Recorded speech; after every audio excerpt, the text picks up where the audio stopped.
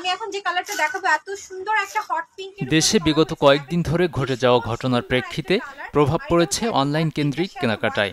যদিও এখন মিলছে অনলাইন সব সেবা, তবে ব্যাপক ক্ষতিতে উদ্যোক্তারা। প্রত্যেকটি আঙুলের জন্য কিন্তু ক্ষতি পুষিয়ে এখনও ঘুরে দাঁড়াতে পারেননি অনেকেই। কেউ বা হারিয়েছেন ব্যবসার মূলধন।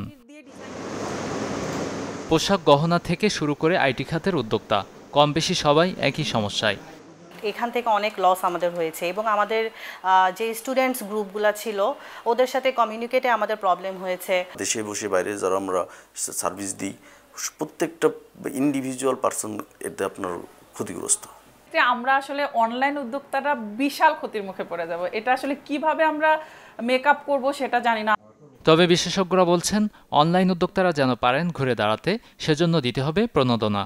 14 দিন বন্ধ থাকার কারণে প্রায় 1700 কোটি টাকা লস হয়েছে ট্রানজ্যাকশন না হওয়ার কারণে। ভীষণ রকমের সহযোগিতা দরকার। আমি মনে করি যে তাদেরকে প্রণোদনা দেওয়া উচিত। ধরেন যারা ফ্রিল্যান্সিং করে, বিদেশ থেকে টাকা পয়সা আনে, তাদেরকে ক্যাশ ইনসেন্টিভ দিতে পারে গার্মেন্টসের মতো করে, সেটা একটা করা উচিত। দেশের অধিকাংশ ব্যবসায় এখন জড়িয়ে গেছে ইন্টারনেটের সাথে, তাই ভবিষ্যতে ইন্টারনেটের প্রভাব যেন না পড়ে ব্যবসা ক্ষেত্রে, এমন চাওয়া উদ্যোক্তাদের।